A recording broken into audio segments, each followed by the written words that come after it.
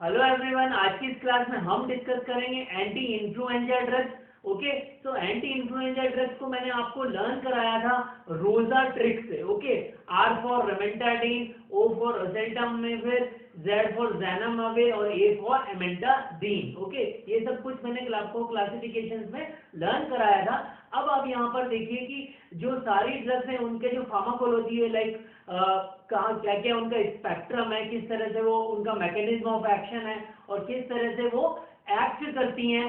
ठीक है, adverse event क्या है, यूजेस क्या है, ये सभी हम आज डिस्कस करेंगे। इन सभी को डिस्कस करने से पहले मैं आप सभी को बता दूं कि जिन्होंने अभी तक भी हमारा चैनल सब्सक्राइब नहीं किया है वो सब्सक्राइब कर लें और चैनल को लाइक भी कर लें। Clear everyone? तो अब हम यहाँ पर एंटी इन्फ्लुएंजा वायरस की जो स्ट्रक्चर है वो डिस्कस करेंगे।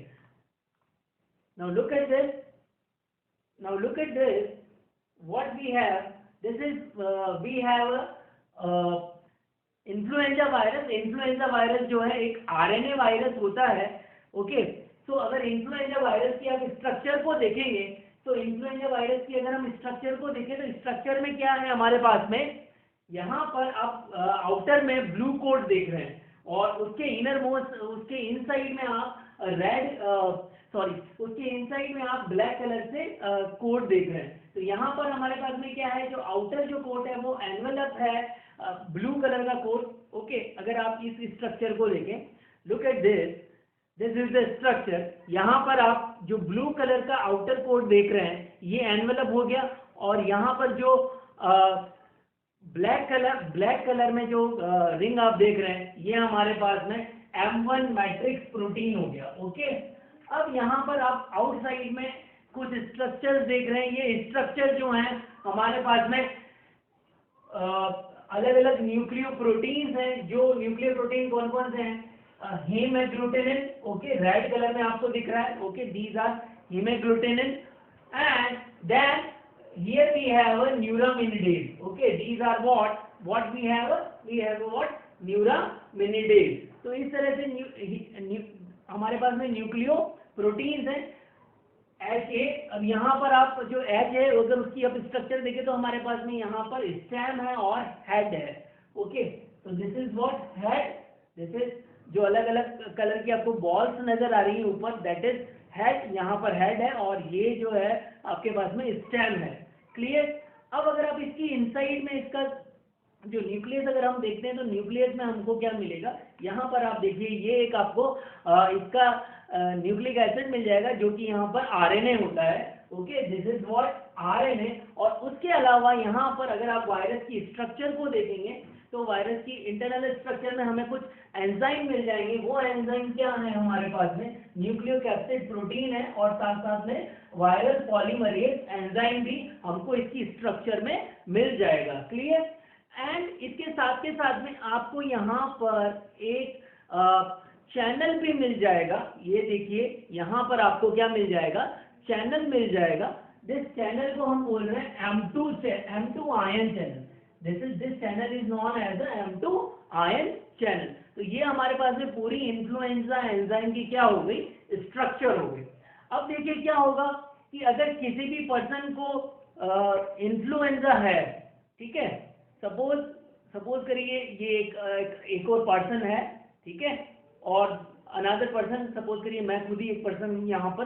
तो अगर मुझे इन्फ्लुएंजा वायरस से इन्फेक्शन है तो क्या होगा, जैसे सपोज करिए अगर मेरे अंदर क्या होंगे, बहुत सारे इन्फ्लुएंजा वायरस की प्रोजेनी होगी। तो अगर मुझे खांसी आती है या तो खांसी आने पे क्या होगा, जैसे अगर मैं खांसता हूँ यहाँ पे, ओके, मुझे कफ आता है तो यहाँ से क्या होगा, ड्रॉपलेट्स होंगे, मेरे जो भी ड्रॉपलेट्स निकले हैं उन ड्रॉपलेट्स के अंदर इन्फ्लुएंजा वायरस है, ये वायरस है। और ये वायरस इस अनादर जो मेरे पास में जो पर्सन खड़ा है उस पर्सन के नोज के थ्रू, माउथ के थ्रू और कंजक्टिवा के थ्रू उसके बॉडी में एंटर कर जाएगा। अगर ये बॉडी में एंटर कर जाएगा, सब नोज के थ्रू अगर एंटर करता है तो यहाँ पर जो एंडोथेलियल सेल्स है नोज की और म्यूकोसा है वहां पर ये इंटरनलाइज हो जाएगा। ओके, अब मैं आपके सामने लेकर आ रहा हूँ क्या हमारी जो स्ट्रक्चर है वो कौन सी स्ट्रक्चर होगी। ये देखिए, ये एंडोथेलियल सेल होगी या फिर म्यूकोसल सेल होगी।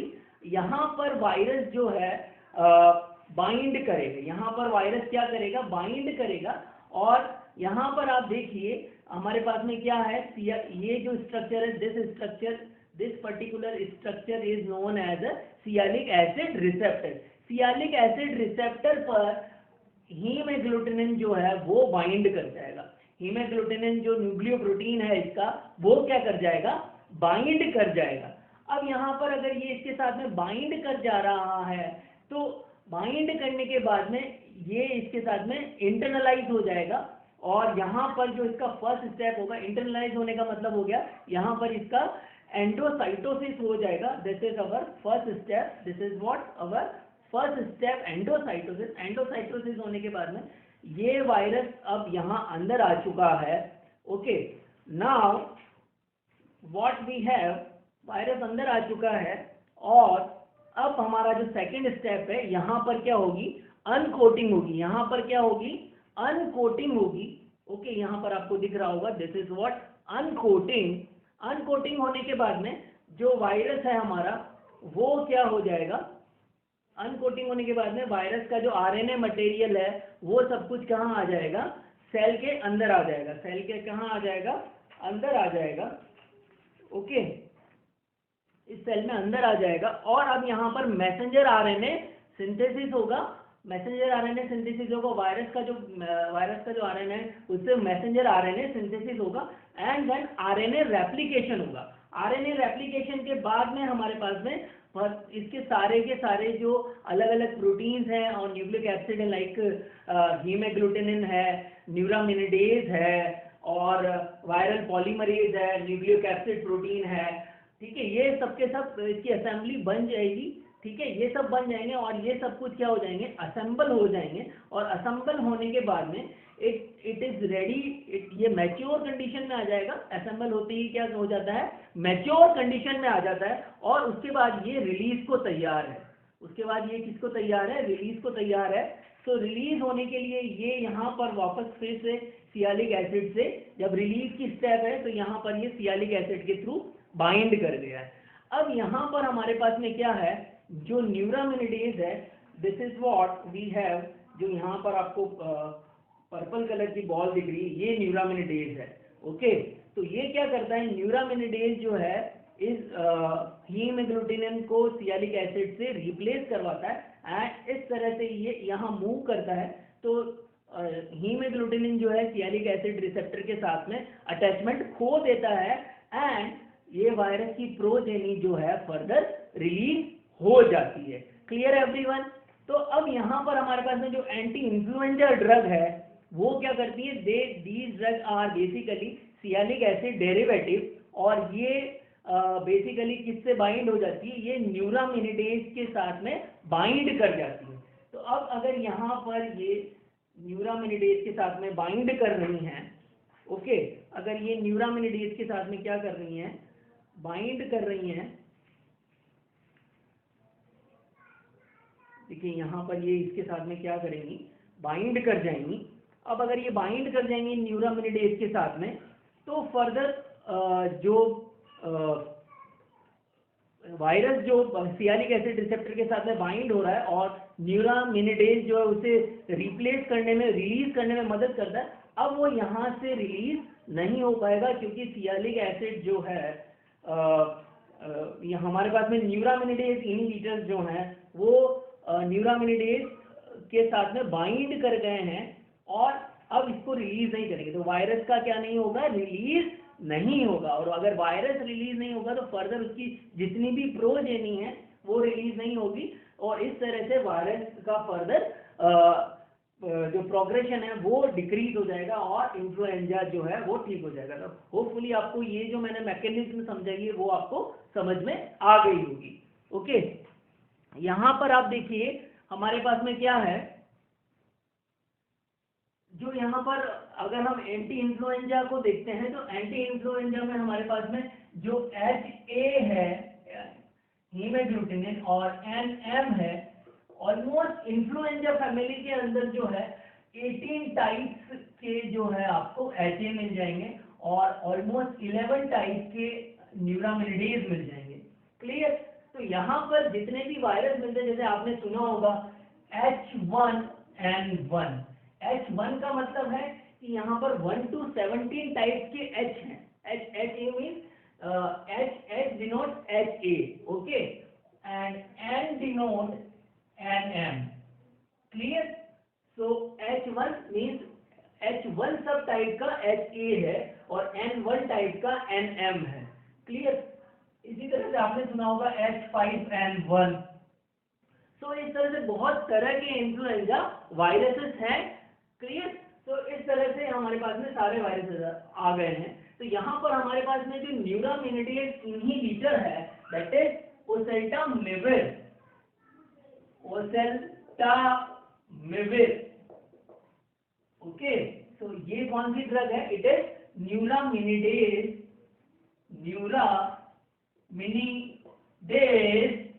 inhibitor. Okay, it is what? Neuraminidase inhibitor.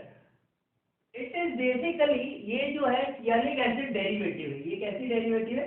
Sialic acid derivative.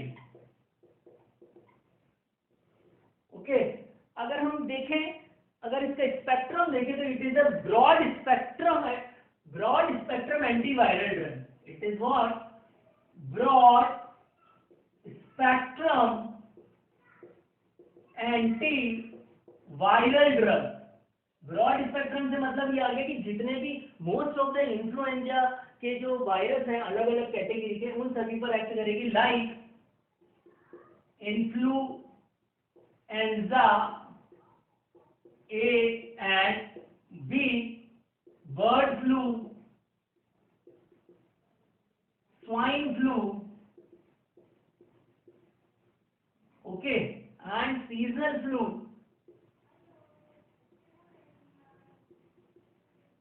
तो उन सभी पर ये क्या है? इफेक्टिव है. क्लियर?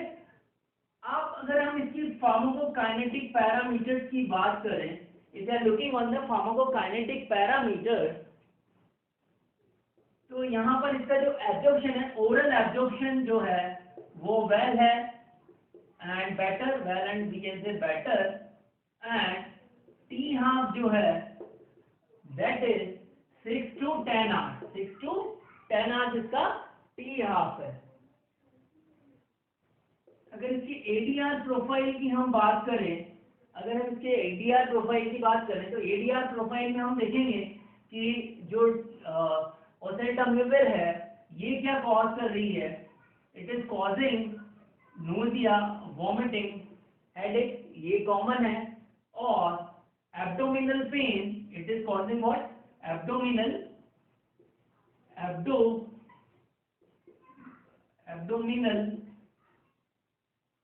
पेन. एंड एक पंच लाइन है, उससे भी आप याद कर सकते हैं रेस्ट ऑफ द. दिया is sad due to cough and weakness. Okay, तो दो साइड इफेक्ट तो आपका क्या हो गए? One is the cough and another one is the weakness. And sadness, it is also causing what? Sadness. And दिया से हो जाएगा डायरिया. ओके, एंड इससे हो जाएगा इंसोमिनिया. ओके, इंसोमिनिया मतलब आपको पता ही है, नींद नहीं आती है उसमें. ओके, अगर हम यूजेस की बात करें तो यहाँ पर आप देखिए यूजेस क्या है इसके. तो यूजेस यहाँ पर कहाँ कहाँ यूज आ रहा है? Almost all of these cases, सभी में ये यूज आ रहा है. Okay, influenza A and B as well as bird flu, swine flu की ये ड्रग ऑफ चॉइस है, फर्स्ट लाइन ट्रीटमेंट है. एंड सीजन फ्लू में यूज आता है. Plus means prophylaxis as well as treatment for about these category में ये use आ रहा है. Okay, so this is about the oseltamivir. Clear everyone?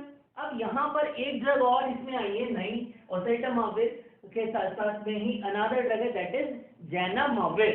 Now looking on zanamivir. So So यहाँ पर आप देखिए zenamivir is also another drug of neuraminidase inhibitor, and this drug is what it is a newer drug, but PK profile अगर हम देखें तो इसकी bio availability जो है वो डिक्रीज होती है, बायोअवेलेबिलिटी लेस है इसकी।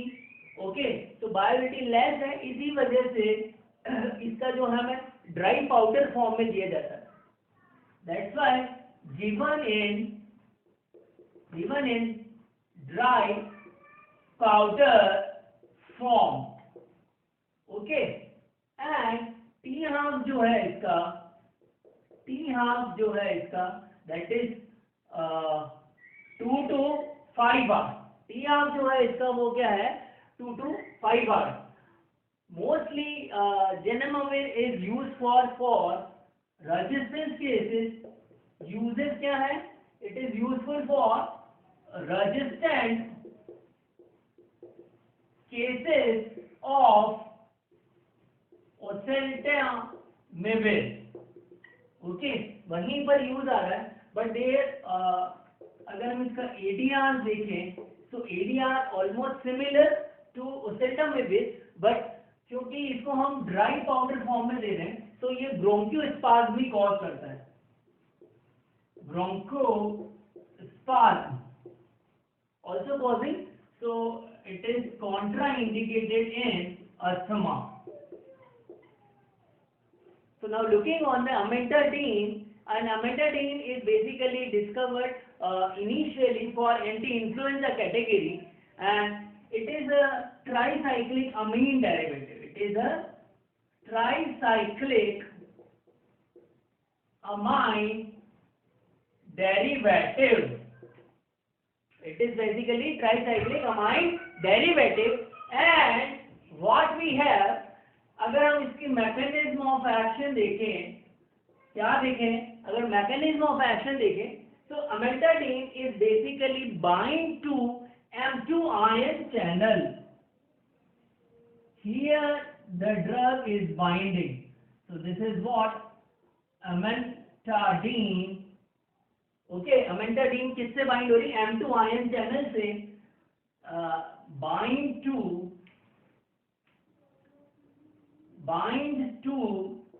M2 ion channel। It is bind to M2 ion channel and further inhibit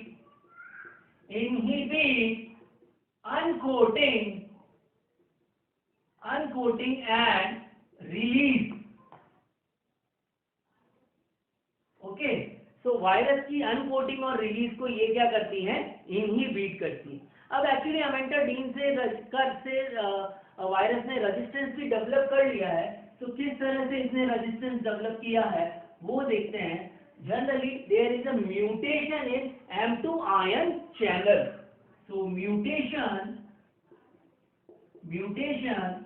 in M2 ion channel। Okay, अगर पीके प्रोफाइल की अगर हम बात करें, so it is absorption is we can say medium। अगर हम इसके टी हाफ की बात करें तो टी हाफ जो है इसका that is 16 hours। That is what 16 hours। और एडवर्स इवेंट की अगर हम बात करें तो आप इसको याद रख सकते हैं, DNA in a man। Okay, ये हमारी पंच लाइन है, उससे आप इसको याद रख सकते हैं। D for dizziness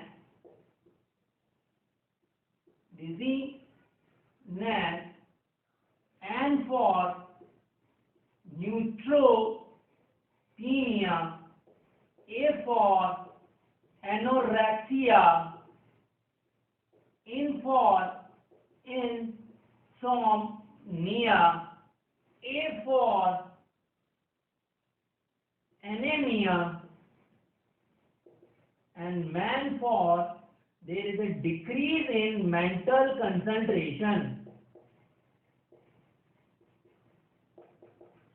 okay, there is a decrease in mental concentration. तो यहाँ पर देखिए ये इसके एडीआर्स हो जाएंगे। अगर हम इसके यूजेस की बात करें तो ये कहाँ पर यूज आ रही है, अमेटाडीन कहाँ यूज आ रही है, look at the uses.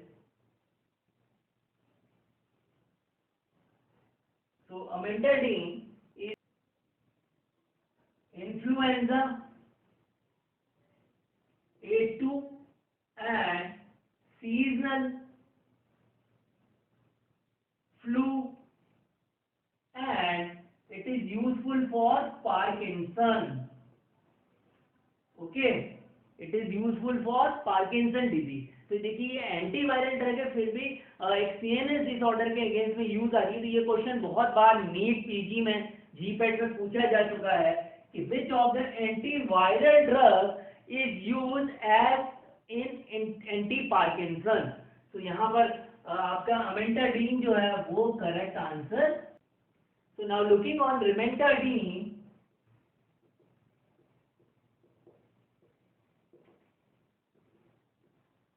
so it is a methyl derivative of amantadine. Methyl derivative of amantadine. Okay, अगर हम इसके पीके की बात करें, पीके प्रोफाइल्स की, तो यहाँ पर इसका जो टी ऑफ है दैट इज 30 आवर्स। तो 30 आवर्स जो इसका टी ऑफ है बहुत ही अच्छा है। और अगर इसके एब्जॉर्प्शन की बात करें, एब्जॉर्प्शन इज गुड। सो अगर अमेंटाडीन से कंपैरिजन करें तो फार्माकोकाइनेटिक पैरामीटर्स रिमेंटाडीन के बेहतर हैं, और अमेंटाडीन से जहां पर हमें बेहतर फार्माकोकाइनेटिक पैरामीटर्स के लिए रिमेंटाडीन को यूज किया जाता है। यहाँ पर इसका जो मेटाबॉलिज्म होता है, metabolism that is through conjugation, hydroxylation and conjugation. अगर आप यूजेस की बात करें तो यूजेस सिमिलर है। It is also use like influenza, mainly influenza में यहाँ पर ये यूज आ रहा है। क्लियर? और एडीआर प्रोफाइल जो है almost similar to amantadine. Okay, Hello everyone, now it's time to question and noun from anti-influenza drugs. Question number 1. Which of the following anti-influenza drug used for the treatment of Parkinson disease?